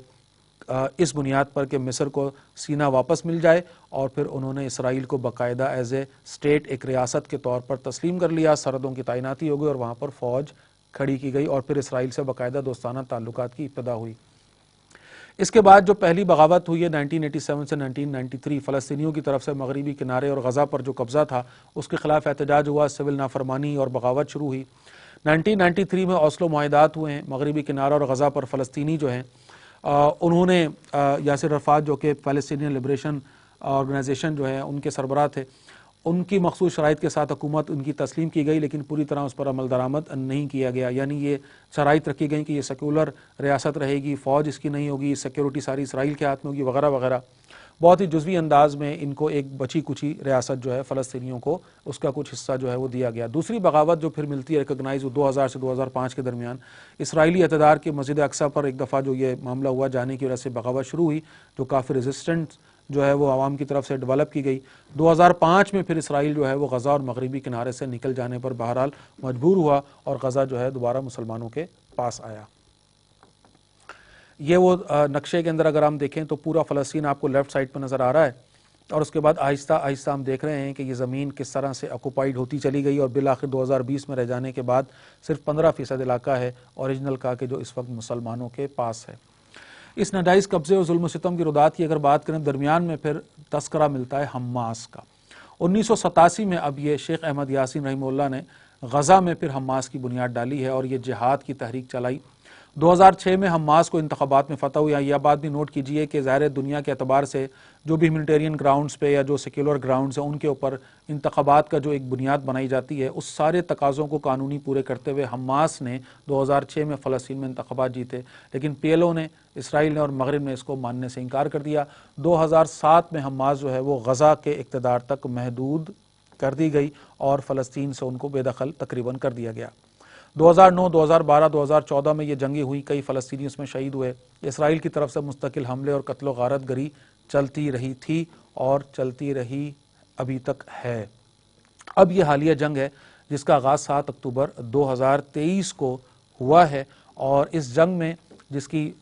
یوں کہہ لیجئے کہ اصل تو بات یہ ہے کہ یہ کوئی بیٹل نہیں ہے، جنگ ہے، یہ کنٹینیوس وار ہے جو چل رہی ہے تقریباً 100 سالوں سے۔ اور اس میں پھر ایک اہم معاملہ یہ ہوا کہ غزہ کے مجاہدین نے اسرائیل پر حملہ کیا، اور یہ جو ناردرن ایریا ہے غزہ کا، یہاں سے مجاہدین داخل ہوئے ہیں اسرائیل کی حدود کے اندر، انہوں نے راکٹ برسائے ہیں کئی بڑی تعداد میں، اور یہ انٹر ہوئے ہیں اور وہاں پر انہوں نے اٹیک کیا اور کئی یرغمالیوں کو لے کر واپس آئے ہیں غزہ کے اندر۔ یہ گویا سانپ کو اس کے بل میں جا کر چھیڑنے کی مثال ہے، بھیڑ کے چھتے کو چھیڑنے کی مثال ہے۔ اور اس کے بعد ہم جانتے ہیں کہ اسرائیل نے پھر اس کے بعد بمبارڈمنٹ شروع کی ہے، اور کس طرح سے پھر یہ بدلہ حماس پر تو ان کا بس چل نہ سکا، اس سے تو وہ لڑ نہ سکے۔ اصل تو بات یہ تھی کہ جس سے جنگ ہے، ٹھیک ہے حماس نے حملہ کیا، آپ حماس پر اٹیک کریں۔ انہوں نے کیا کیا؟ انہوں نے مظلوم نہتے جو آبادی وہاں پر موجود ہے مسلمانوں کی، بچوں بوڑھوں سمیت، عورتوں سمیت، ان پر انہوں نے حملہ کیا، اور بدترین تاریخ کی جو ہے یہ ظلم و ستم کی داستان ہے جو اس وقت یہ رقم ہو رہی ہے۔ غزہ ایک چھوٹی سی پٹی ہے، 10 کلومیٹر اس کی چوڑائی ہے اور 40 کلومیٹر اس کی لمبائی ہے۔ اتنی چھوٹی سی پٹی میں تقریباً 24 لاکھ یہ فلسطینی یہاں پر آباد ہیں، اور دنیا کی کہہ لیجئے نظریاتی طور پر سب سے بڑی جیل ہے کہ جس میں ان کو رکھا جاتا ہے، ہیوملیٹ کیا جاتا ہے، ان کو انسانی حقوق حاصل نہیں ہیں۔ اسی طرح جو ویسٹ بینک میں مغربی سائڈ پر باقیہ فلسطین میں رہنے والے جو مسلمان ہیں، کس طرح ان کی ہیوملیشن کی جاتی ہے، کس طرح ان کی تذلیل کی جاتی ہے، کس طرح ان کے ساتھ ظلم روا رکھا جاتا ہے، ان کو آزادی سے سانس لینے تک کی اجازت نہیں، اپنے مذہبی عقائد کے مطابق اپنی عبادتیں کرنے کی اجازت نہیں، ان کی تلاشی لی جاتی ہے، ان کو روکا جاتا ہے، ان کو غیر انسانی سلوک سے گزارا جاتا ہے۔ یہ سارا سلوک ان کے ساتھ ہو رہا ہے۔ اب ذرا غور فرمائیے، میں آخر میں بھی اس پر بات کروں گا کہ اس ساری صورتحال میں اگر حماس اٹیک کرتا ہے تو یہ جنگ کی ابتدا نہیں ہے، بلکہ اس جاری جنگ میں جو کہ جاری کی ہے ظالموں نے، اس کے درمیان کا ایک مرحلہ ہے۔ آگے بڑھتے ہیں۔ اسرائیل نے اقوام متحدہ کے چارٹر کے 7 بنیادی اصول، جنیوا کنونشن کے 3 بنیادی اصول، سیکیورٹی کونسل کے 19 قراردادوں، جنرل اسمبلی کی کئی درجن قراردادوں کی کھلم کھلا خلاف ورزی کی ہے۔ 2006 میں الیکشن کے نتیجے میں جو حماس کی حکومت بنی اس کا انکار کیا گیا۔ اسرائیل اور اس کے پشت پناہ غزہ میں جنگ بندی کی کئی قراردادیں ویٹو کر چکے ہیں، پھر بھی ان کا یہ تقاضا ہے کہ وہ سیاسی جدوجہد کرے۔ کیسا دوہرا پن ہے! پھر اقوام متحدہ کی اس قرارداد کا کوئی حوالہ نہیں دیتا۔ ذرا سنیے یہ قرارداد کی جو 1982 میں منظور کی گئی، جس کے مطابق کسی بھی مقبوضہ علاقے کے باسیوں کو مکمل اور غیر مشروط حق حاصل ہے کہ وہ غاصبانہ قبضہ کرنے والوں کے خلاف مزاحمت کے لیے تمام ممکنہ ذرائع و وسائل استعمال میں لائیں گے۔ دنیا کے ہر انسان کو یہ حق حاصل ہے، لیکن نہیں تو صرف فلسطین کے مظلوم مسلمانوں کو نہیں۔ یہ کیسا دوہرا معیار ہے، کیسا ظلم ہے! عالمی عدالت انصاف تماشا بنی ہوئی ہے، عالمی فوجداری عدالت جو ہیں یہ تماشا بنی ہوئی ہیں۔ یہ کچھ دکھاوے، کچھ فیصلے آ جاتے ہیں لیکن ان پر عمل کرنے اور کروانے کو کوئی تیار نہیں۔ اب آ جائیے اسرائیل کا اصل منصوبہ کیا ہے، ان کی پلاننگز کیا ہیں، یہ یہودی کیوں عرض فلسطین پر نظریں گاڑے بیٹھے ہیں۔ اگر اختصار کے ساتھ یہ بات کی جائے تو اصل بات یہ ہے کہ یہود جو ہے یہ تحریف شدہ تورات اور تالمود کی تعلیمات کی بنیاد پر اپنے مسیح کا انتظار کر رہے ہیں،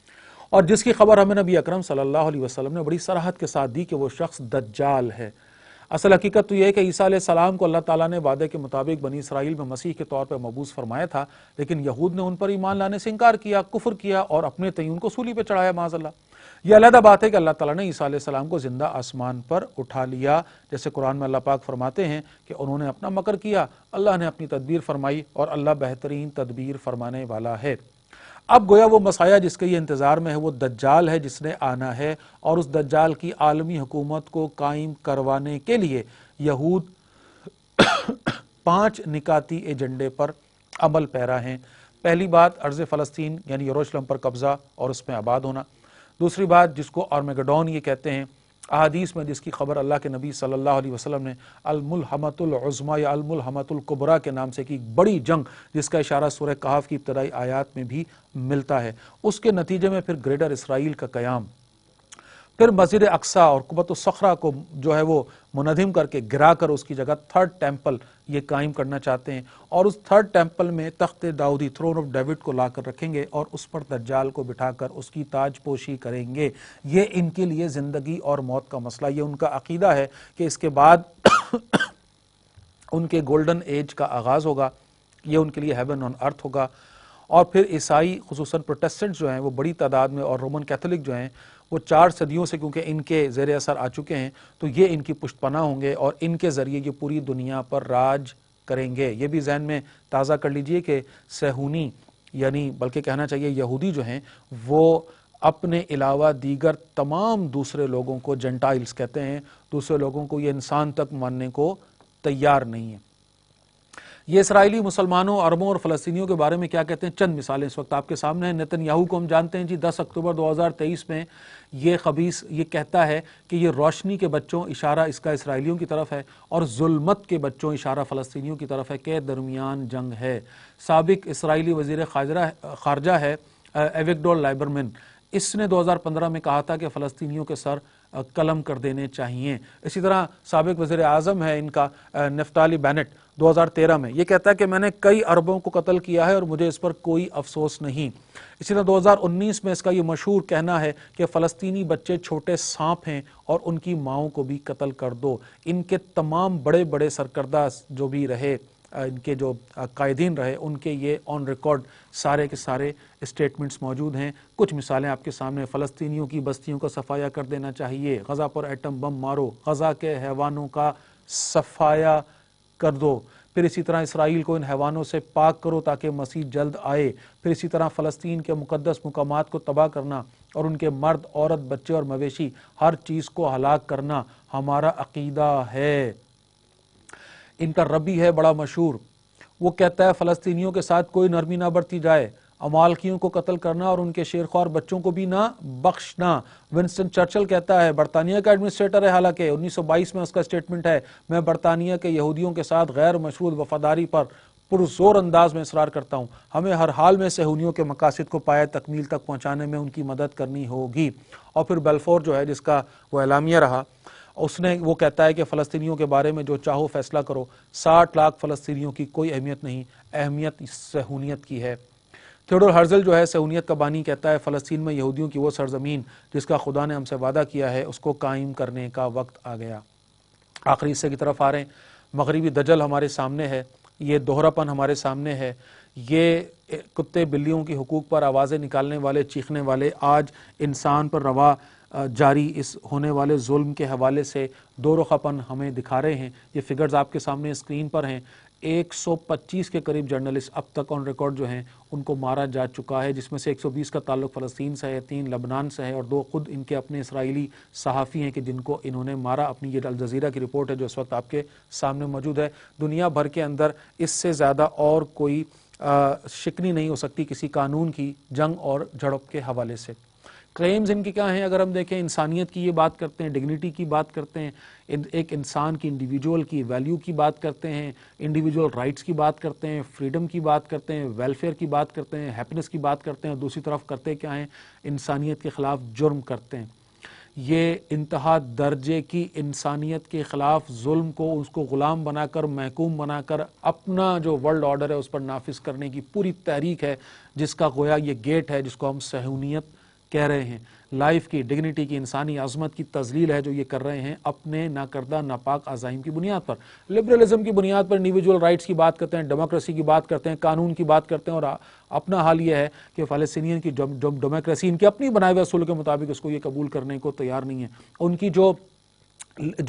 لیگل آکوپیشن ہے اس کو قبول کرنے کو تیار نہیں، اپنی انلیگل جو ہے وہ آکوپیشن اس کو سامنے لے کر آ رہے ہیں، اور کس طرح سے ملٹری کورٹس کا معاملہ، یہ ساری تفصیلات ہمارے سامنے۔ ایکولیٹی کی بات کرتے ہیں اور بات کرتے ہیں برابری کی، لیکن ادھر ڈسکرمنیشن ہے اور فلسطینیوں کو انسان تک سمجھنے کو تیار نہیں ہے۔ امن کی بات کرتے ہیں، بڑے بڑے پیس کے دعوے کرتے ہیں، اور یہاں پر جنگ کو بڑھانے اور جنگ کو ہوا دینے اور پوری دنیا میں جنگ کا میدان گرم کرنے، یعنی پوری امریکہ کی جو اکانومی ہم سب جانتے ہیں وہ تو ساری چلی اس بنیاد پر رہی ہے کہ دنیا والے آپس میں لڑ رہے ہیں۔ جس دن دنیا کی جنگیں ختم ہو گئی، امریکہ تو ویسے ہی بڑھ جائے گا، اسلحہ اس کا بکے گا ہی نہیں۔ ہیومن رائٹس کی یہ بات کرتے ہیں، ہم سب جانتے ہیں، لیکن ہیومن رائٹس کے کس طرح وائلیشن یہ خود کرتے ہیں ہم سب جانتے ہیں۔ پھر اسی طرح ٹروتھ، ہانیسٹی، ٹرانسپیرنسی باتیں بنانے کے باوجود ان کا اپنا معاملہ، ان کی ہائپوکریسی کا معاملہ، ان کی منافقت کا معاملہ، ان کی ڈیولٹی کا معاملہ، وہ سب ہمارے سامنے ہے۔ خود انٹرنیشنل قوانین جو انہوں نے بنائے انسانیت کے نام پر، ان کو توڑنے میں پیش یہ خود ہمیشہ سے رہے ہیں۔ اب جناب علی کچھ عمومی سوالات کی طرف تیزی سے آ جاتے ہیں۔ پہلا سوال جی، حماس نے حملہ کیوں کیا؟ میں نے پہلے بھی آپ کے سامنے یہ بات رکھی، ذہن میں رکھیے، یہ کوئی جنگ کی ابتدا نہیں ہے، بلکہ بات یہ ہے کہ یہ آن گوئنگ وار ہے، یہ جنگ چل رہی ہے، ظلم ستم جاری ہے، ایک انسان کو انسان بن کر رہنے نہیں دیا جا رہا۔ میں آپ سے سوال کرتا ہوں، آپ کے گھر میں خدا نخواستہ کوئی حملہ کر کے اس پر قابض ہو جائے اور آپ کو آپ کے گھر والوں کے ساتھ آپ کے گھر کے چھوٹے سے کسی سٹور میں بند کر کر کہا جائے کہ اب تم یہیں پر رہو گے، مجھے بتائیے کیا آپ ریٹیلیٹ نہیں کریں گے؟ کیا آپ نکل کر باہر اس سے اپنا گھر واپس لینے کی محنت کوشش نہیں کریں گے؟ کیا آپ اس پر حملہ نہیں کریں گے؟ اور اگر آپ اس پر حملہ کریں اور آپ سے یہ کہا جائے کہ تم نے حملہ کیوں کیا، تو یہ کتنا عجیب سوال ہے جو اس وقت کیا جا رہا ہے۔ پھر یہ بات کہ کیا حماس حملہ کرنے کی اہلیت رکھتا تھا، تو جان لیجئے کہ مسلمان جو ہے نا وہ ہتھیار سے نہیں ایمان سے لڑتا ہے۔ حماس اس جنگ میں ویسے تو کہا جائے تو زبردست فاتح رہا، کس طرح ناکو چنے اس نے چبوائے ہیں اور دنیا کی سب سے طاقتور اکانومی اور سب سے بڑی وار اسٹیٹ کہہ لیجئے یا عسکری طاقت کا دعویٰ کرنے والی ریاست کو کس طرح اس نے گھٹنوں پر نیچے گرایا ہے، اور چند سو حماس کے مجاہدین نے پوری دنیا کو یہ پیغام دیا ہے کہ اگر اللہ کرے کہ یہ مسلم امہ متحد ہو جائے اور اپنی ساری ریسورسز کو بروئے کار لاتے ہوئے اللہ کے بھروسے ان شیطان کے پیروکاروں کے خلاف متحد ہو کر جنگ کا اعلان کرے، تو یہ منٹوں کی مار بھی نہیں۔ تو حماس نے تو اصل میں یہ پیغام ہے کہ جو دنیا کے سامنے رکھا ہے، اور ہم تو یہ کہیں گے کہ اصل تو فتح حماس ہی کی ہوئی ہے۔ انہوں نے کیا کیا؟ اسرائیل نے، انہوں نے حماس کے ساتھ تو جنگ کر ہی نہیں سکتے تھے، انہوں نے تو نہتے مسلمانوں پر اٹیک کر کے اپنا جو ہے وہ اپنا وہ اندر کا جو بھی خناس ہے وہ نکالا ہے، اور آج تک یہی کر رہے ہیں۔ مظلوم نہتے مسلمان، اور جواز یہ بنا رہے ہیں کہ حماس نے ان کے پیچھے پناہ لی ہوئی۔ ارے بھائی ہمت ہے تو آؤ سامنے اور میدان جنگ میں اترو اور دو بدو مقابلہ کرو۔ پھر ایک سوال کیا جاتا ہے کہ اہل غزہ کی شہادتوں کی ذمہ دار کیا حماس ہے؟ تو جناب علی اس کا جواب تو ہم اہل غزہ سے ہی کیوں نہ لیں؟ کتنے ہی انٹرویوز، کتنی ہی ویڈیوز، کتنی ہی باتیں ان کی آ گئیں۔ ہماری مسلمان مائیں بہنیں بھائی جو اپنے لٹے پٹے گھروں کے سامنے کھڑے ہیں، اپنے بچوں کے لاشوں کے چیتھڑے اپنے ہاتھوں میں لے کر کھڑے ہیں، لیکن کسی ایک نے بھی کیا یہ کہا کہ حماس اس ساری چیز کا ذمہ دار ہے؟ نہیں کہا، ایک نے بھی نہیں کہا، بلکہ وہ حماس کے ساتھ شانہ بشانہ کھڑے، اس پوری جنگ میں استقامت کے ساتھ ایمان کی بہترین علامت بن کر ہمارے سامنے۔ اور صحابہ کرام کے مجھے کہنے دیجئے دور کی یاد انہوں نے دلائی ہے کہ جس طرح ایک بچہ جو ہے وہ تلاوت کر رہا ہے اور اس کو جو ہے وہ اس کا آپریشن جاری ہے بغیر انستھیزیا کے، یہ قصے تو ہم نے صحابہ کرام کے سنے تھے،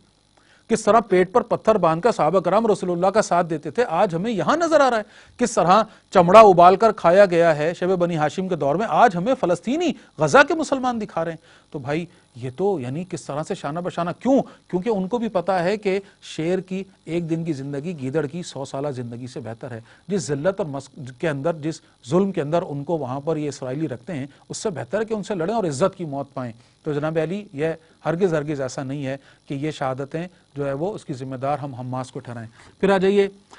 یہ جو سوال آتا ہے کہ یہودیوں کی سرزمین ہے، بھائی یہ ان کا قبلہ ہے، ہم ان کے حوالے کیوں نہیں کرتے؟ میں نے درمیان میں اس بات پر بھی تھوڑی سی بات رکھی ہے،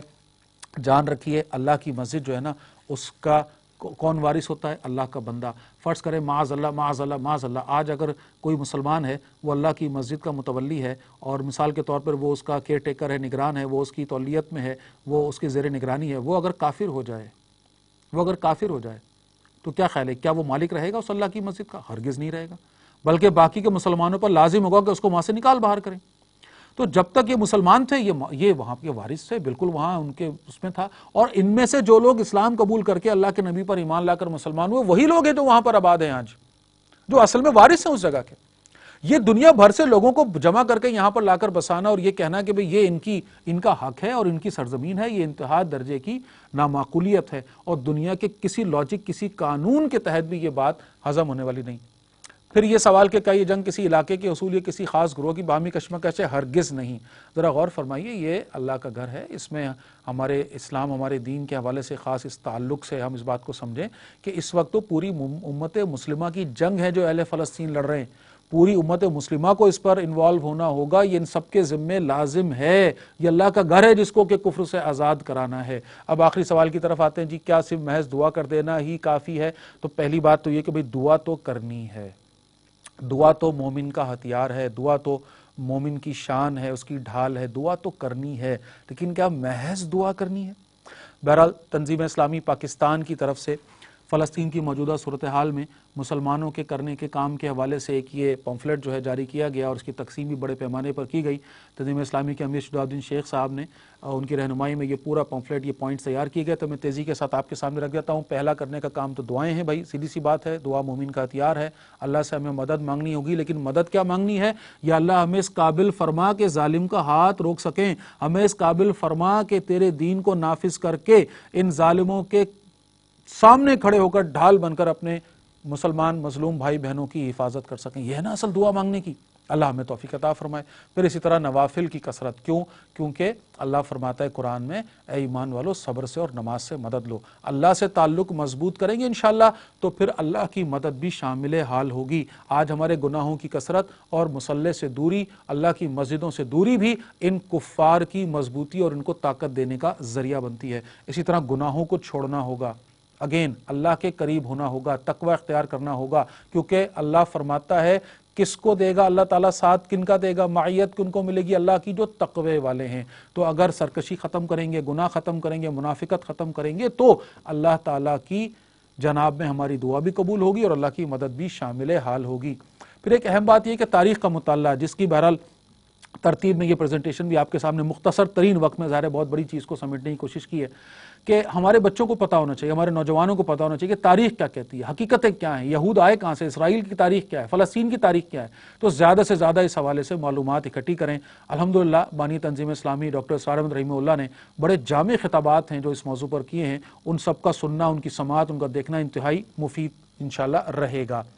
پھر اسی طرح بچوں میں جوش جہاد اور شوق شہادت پیدا کریں، ان کو بتائیں کہ بیٹا مسلمان ہونے کے لیے اہم ترین شے یہ ہے کہ اللہ کی خاطر جنگ کرتے ہوئے اپنی جان دینے کی خواہش رکھنا، شہادت مطلوب و مقصود مومن، یہ ہے اصل بات، کہ اللہ کی راہ میں میرے جان چلی جائے، اس سے بڑھ کر کوئی بڑی اچیومنٹ نہیں ہے۔ لہٰذا یہ شوق، یہ جذبہ اپنے بچوں میں ہمیں پیدا کرنا ہوگا۔ پھر ظاہر سی بات ہے مالی تعاون کے حوالے سے جتنا ہم سے ہو سکے، ہم جس ذریعے کے ذریعے اپنے بھائی بہنوں تک اپنا جو بھی مدد مالی اعتبار سے پہنچا سکیں، جو بھی قابل اعتبار ذریعے ہمارے علم میں ہیں، ان کے ذریعے ہمیں یہ کرنا ہوگا۔ پھر اسی طرح نہی عن المنکر باللسان، یعنی سوشل میڈیا پر جو بھی ہمارے پاس ذرائع موجود ہیں، لکھ کر، بول کر، تحریر، تقریر کی صورت میں اپنے مظلوم بھائی بہنوں کی داد رسی ہمیں کرنی ہوگی۔ یہ بات ایوان اقتدار تک بھی پہنچانی ہے، عوام الناس تک بھی پہنچانی ہے، تاکہ لوگوں کو اس مسئلے کی حقیقت کا علم ہو، اپنا کردار اس میں ادا کرنا ہے۔ پرامن احتجاجی مظاہروں کا اہتمام کیا جائے، نکلا جائے گھر سے، ان کا ساتھ کسی طرح، وہ جو ہمارے بھائی بہن وہاں کھلے آسمان تلے بیٹھے ہیں، ہم کم از کم تھوڑی دیر کے لیے کھلے آسمان تلے آئیں اور آ کر اپنے مظلوم بھائیوں کی آواز دوسروں تک پہنچانے کا ذریعہ بنیں۔ جتنا زیادہ دنیا میں ہم یہ ماحول کریٹ کریں گے، اتنا دباؤ ہوگا دنیا کی حکومتوں پر کہ وہ اس معاملے کو سنجیدگی سے لیں۔ پھر مسلمان حکمرانوں، مقتدر طبقات اور امت کی افواج سے جو ہے یہ مطالبہ ہونا چاہیے کہ اللہ کے بندوں، اللہ کی مملکت کے پاسبانی کے دعوے داروں، آج امت مسلمہ پر یہ وقت آ چکا، اب آپ کہاں ہیں؟ آپ کو آگے آنا ہے، آپ کو یہ فریضہ ادا کرنا ہے، عسکری قوت آپ کے پاس ہے، لہٰذا آپ آگے آئیں، ہم آپ کی بیک پر ہیں، ہم آپ کے ساتھ ہیں، آپ اپنا فرض ادا کریں اور مسلمانوں کو اس صہیونی، اس جابرانہ، اس ظالمانہ جو تسلط اس سے نجات دلانے میں اپنا کردار ادا کریں۔ پھر اسی طرح اہم بات یہ ہے کہ بھائی اسرائیل کا تو ہر شہری فوجی تربیت یافتہ ہے، لیکن ہمارے ساتھ معاملہ یہ ہے کہ گھوڑے پر سوار ہو بھی جاؤ تو لوگوں کے کان کھڑے ہو جاتے ہیں۔ تو بہرحال یہ ہے کہ اس حوالے سے کچھ نہ کچھ ترتیب ہونی چاہیے، اور مسلمان نوجوانوں کو بھی بہرحال کم از کم کے درجے میں اتنی تربیت ہونی چاہیے کہ فریضہ جہاد کی ادائیگی کے حوالے سے کبھی موقع آئے تو وہ میدان جنگ میں اتر چکے۔ پھر اسی طرح سفارتی تعلقات کا خاتمہ ہونا چاہیے، نہ صرف اسرائیل اور اسرائیل کے حامی ہر اس ملک سے جو کہ اس ظلم کا جو ہے وہ اس وقت ان کے ساتھ کھڑا ہوا ہے اور ان کا ساتھی بنا ہوا ہے، جو کوئی بھی اس کا حامی ہے، ہماری نظر میں وہ اس دشمنی میں ہمارے سر فہرست ہونا چاہیے۔ پھر ایک اہم عملی بات ہے جناب، اسرائیلی مصنوعات کا بائیکاٹ۔ لوگ کہتے ہیں اس سے کیا ہوگا؟ اس سے ہوگا، بالکل ہوگا، ضرور ہوگا۔ ارے بھائی ان کو کچھ ہونا ہو، کم از کم ہمارے ایمان کا اظہار تو ہوگا۔ جان رکھیے یہ ایمانی غیرت کا معاملہ ہے، ہمارے ایمان کا کم از کم اظہار یہ ہے کہ ہم جہاں جہاں ہمارے پاس اویلیبل ہے، دستیاب ہے، ہم ان کی مصنوعات کو ٹھکرائیں، ان کو رد کریں۔ اس کا دوسرا فائدہ یہ ہے کہ ہم بھی مضبوط ہوں گے، ہم بھی فائنینشلی بہتر ہوں گے۔ لہٰذا یہ ہے کہ بھئی ان مصنوعات کا بائیکاٹ ہونا چاہیے۔ ہم کس طرح سے ان فضولیات کو اپنے گھروں میں لے کر آتے ہیں جس کے پیچھے باقاعدہ ان صہیونی لوگوں کی مدد کرنے کے حوالے سے پوری فنڈنگز قائم ہیں۔ اللہ ہمیں اس بات کی سمجھ عطا فرمائے اور ایمانی غیرت ہمارے اندر اس درجے کم از کم تو دے کہ ان کی مصنوعات کا ہم بائیکاٹ کریں۔ اور اہم ترین آخری بات جو اس پریزنٹیشن کی وہ یہ ہے کہ جناب علی سادہ سا سوال ہے، اگر آج ایک باقاعدہ ریاست اسلام کے نام پر قائم ہوتی، آج اگر اسلام نافذ ہوتا، کم از کم ایک جگہ پر بھی ہوتا، تو کیا اسرائیل کو یہ ہمت ہوتی کہ وہ مسلمانوں پر حملہ کر کے فلسطین پر یہ ظلم، بلکہ مجھے کہنے دیجئے اسرائیلی نہ ہوتا؟ تو سب سے اہم ترین کام پوری دنیا میں رہنے والے مسلمانوں کے لیے اور بالخصوص پاکستان میں رہنے والے مسلمانوں کے لیے وہ یہ ہے کہ پوری طاقت صلاحیت لگا دیں، وقت لگا دیں، اپنے آپ کو لگا دیں، کھپا دیں۔ کس کام کے لیے؟ اس مملکت خدا داد کو اللہ کے دین کا صحیح معنوں میں نمائندہ بنانے کے لیے، اس کو اسلام کا قلعہ بنانے کے لیے، یہاں پر اسلام نافذ کرنے کے لیے، قرآن نافذ کرنے کے لیے، اللہ اور اللہ کے رسول صلی اللہ علیہ وسلم کی لائی ہوئی شریعت کو نافذ کرنے کے لیے اپنے آپ کو جب تک نہیں لگائیں گے یہ معاملہ حل نہیں ہوگا۔ سارے نوجوان آج اس بات کو سنیں اور سمجھیں جو یہ سمجھتے ہیں کہ شاید وہ فلسطین جا کر جہاد میں حصہ لے سکیں گے، جان لیجئے آپ اگر یہاں رہ کر اس ملک پاکستان پر اللہ کے دین کے نفاذ کے، اس کے غلبے کے لیے محنت جد و جہد کرتے اس نیت کے ساتھ کہ یہاں اسلام نافذ ہوگا، تو کل کو ہم ان کفر کے کافروں کے ساتھ، ان کی کفر کی دنیا کے ساتھ جد و جہد کر کے، جہاد کر کے اپنے مسلمان بھائیوں کی مدد کریں گے، تو انشاءاللہ عین اللہ کے ہاں ہم لکھے جائیں گے ان لوگوں میں جو فلسطین کی آزادی کے لیے جنگ کر رہے ہیں۔ اللہ تعالیٰ مجھے اور آپ کو اپنی بھرپور صلاحیتیں اور کوششیں ان تقاضوں کی ادائیگی کے لیے پورے اخلاص کے ساتھ لگانے کی توفیق عطا فرمائے۔ اقول قولی ھذا واستغفر اللہ لی ولکم ولسائر المسلمین والمسلمات۔ جزاکم اللہ خیرا کثیرا۔